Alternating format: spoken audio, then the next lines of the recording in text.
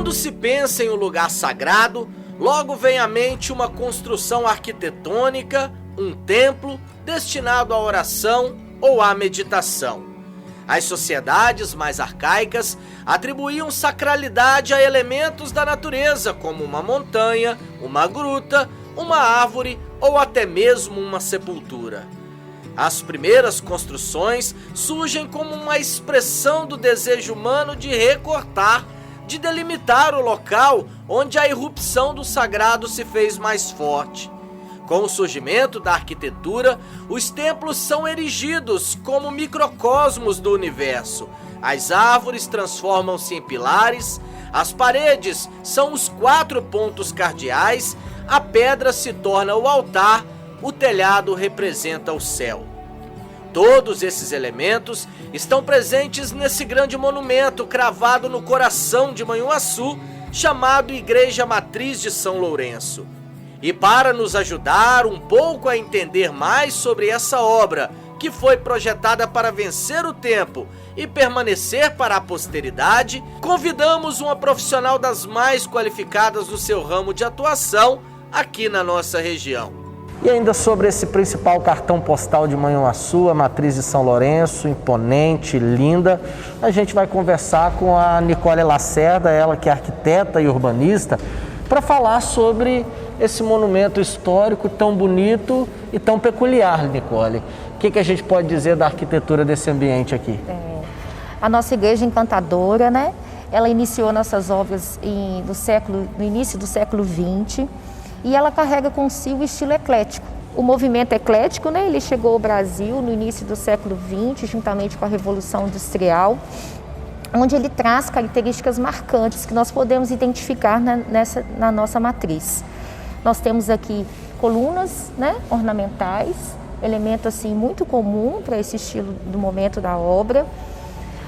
Os tetos, né, são arqueados, que já puxam um pouco mais da arquitetura românica. Nós temos também pinturas com fortes expressividades, característica muito comum também para o período, e além da simetria, onde nós conseguimos identificar as laterais das igrejas, o equilíbrio entre o lado direito e o lado esquerdo também. Essas são características muito relevantes para a época e nós podemos encontrar todas elas na nossa edificação, na nossa matriz de São Lourenço.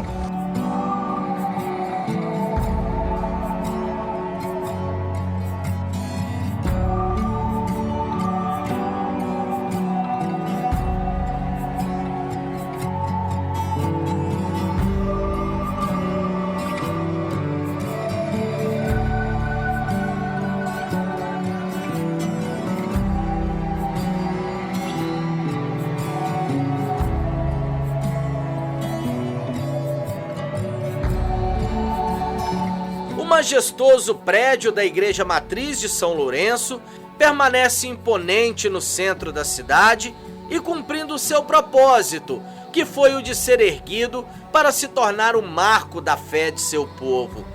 É impossível aquelas visitas que aqui chegam pela primeira vez não contemplá-la, e mesmo aqueles que aqui sempre moraram, acostumados com a sua construção, se destacando na Praça Cordovil Pinto Coelho, em algum momento se permite parar e admirar a sua arquitetura. É uma construção assim, de muita relevância, né? Ela conduz hoje, né, um pouco da história de cada um de nós, né?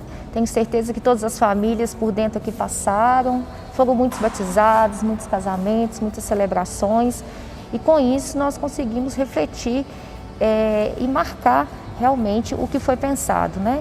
Quando foi construída a igreja, o pároco, né, José Monsenhor Gonzalez, ele imaginou uma igreja que realmente ficasse para a posteridade, e ele conseguiu. Uma igreja que até hoje ela se encanta pela sua beleza, ela é um marco para a nossa cidade. Todo mundo que chega na nossa igreja se encanta.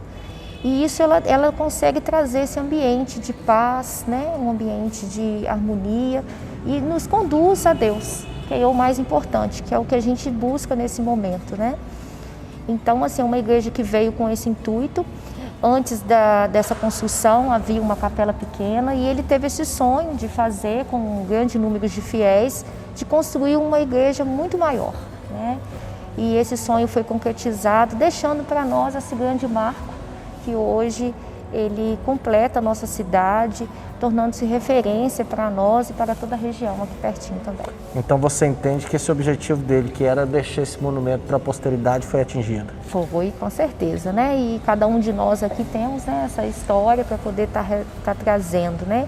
Muitas pessoas vêm visitar e aqui lembram de tudo, toda a infância, de todos os momentos, né? Algumas pessoas que não moram mais na cidade sentem aqui esse acolhimento. E ele conseguiu, com essa edificação bela, né, repleta de elementos ecléticos, buscar muita harmonia, de forma que a gente consiga estar sempre resgatando a religiosidade na vida das pessoas, né?